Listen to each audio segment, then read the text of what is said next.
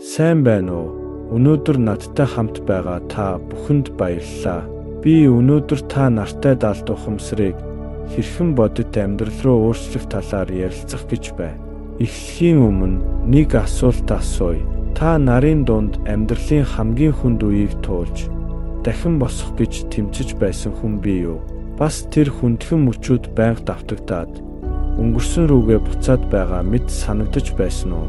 Хэрэв тийм бол өнөөдрийн яриа танд хэрэгтэй байх гэж бодож байна.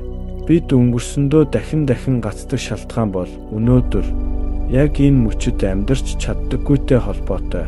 Энийг ойлгохын тулд эхлээд дурсамж хэрхэн бий болдгийг харъя. Бид гадаад ертөнцтэй харьцаж туршлага хуримтлуулдаг.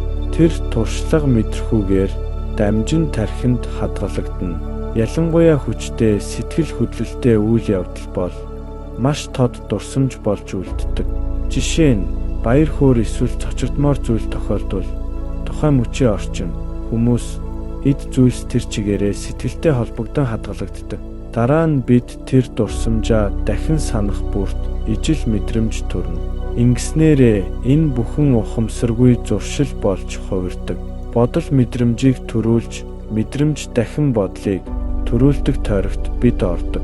Бодол бол тархины хил, харин мэдрэмж бол биеийн хил юм. Энэ хоёрын давталтад бид өнгөрсөндөө гацчихдаг. Тэгээд бид тодорхой нөхцөл бүрт адилхан хариу үзүүлдэг. Урьдчилан таамаглаж чадахгүй нэгэн болчихдог. Ингэхээр амьдрал өөрчлөгддөггүй. Өдөр тутам ижил зүйлс давтагдаж зуршил болж тогтдог. Энэ нь аюулгүй санагдаж болох ч өсөлт өөрчлөлтөд саад болдог. Ингээд бид өөрийн хүсэл зоригоо алдаж програмчлагдсан амьдралаар амьдардаг. Автомат амьдралд шин зүйл хийх зай үлддэггүй. Тэгвэл та нар шин туршлага ямар мэдрэмж өгөхөө мэдэхгүйгээс болж түүнд оролцохоос татгалзаж байсан уу? Ихэнх хүн тогтвортой танил нөхцөлд татагддаг. Учир нь энэ нь аюулгүй мэт санагддаг. Гэхдээ ингэснээр бид шин боломжуудаа алдаж байдаг. Шин зүйлээс зайлсхийж өнгөрсөн дурсамж ба зуршлын амьдралаа дахин давтдаг. Энэ бол өнгөрсөн рүүгээ эрч хүчээ зарцуулж буй хэрэг.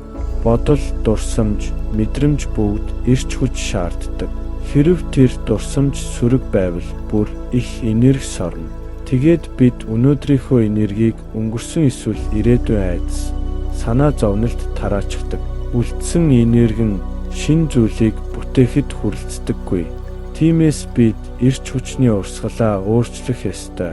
Өөрөөр хэлбэл гадагш тарааж байсан энерги өөртөө хадгалах хэрэгтэй. Энэ бол амьдралаа өөрчлөх гол арга зам.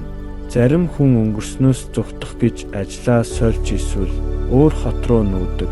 Гэхдээ сөрөг бодол сэтгэлийн давталтыг таслахгүй бол хаан ч очсон ижил хэв маягаа давтдаг. Тэгвэл бид юу хийх ёстой вэ? Өөрөөсөө нэг асуугаарай. Миний дотоод ертөнцид шинэ амьдрал бүтээхэд хангалттай энерги үлдсэн үү? Миний бүтээлч эрч хүчин гэмшил, гомдол, айдас, уур бухимдалд хэдий хэр хэмжээг зарцуулж байна вэ? Хэрэв тэр бүхэнд хэд их энерги хүч зарцуулдаггүй байсан бол та тэр энерги шинэ бүтээлч зүйлд ашиглах байсан. Шинэ амьдралаа бүтээхийн тулд бид гадаад ертөнцид хэд их анхаарал, эрч хүч өгөхөө зогсоох ёстой. Тиймээс бид дотоод ертөнцөө өөрчлөх арга болгон бясалгалыг ашигладаг. Бясалгал биднийг гаднаас тасалж, тодорхой хугацаанд дотгошоо анхаарал хандуулахад тусалдаг. Ингэснээр энерги маань өнгөрснөөс салж бидэнд буцаж ирдэг. Өнгөрсөнтэй холбогдсон зуршил болон сэтгэл хөдлөлөөс гарч шин зүйлийг бүтээх чөлөөт эрч хүч бий болдог. Тиймээс юуны өмнө бид хаана анхаарлаа төвлөрүүлж ирснээ ухамсарлах хэрэгтэй. Дараа нь тэр холбоосоо ухамсартайгаар таслахад нилээд их энерги шаардлагатай чихийх хэрэгтэй. Тэгэхээр гол санаа бол бид одоо мөчөд бүрэн орших ёстой. Өнгөрсөнд гацсан зуршлаас гарахын тулд дотоод аяллаа эхлэх хэрэгтэй. Бясалгал mindfulness-ийн тусламжтайгаар одоо мөчөд төвлөрч бодол мэдрэмжээ ажиглаж хэрэггүйг нь тавьж сурах хэрэгтэй.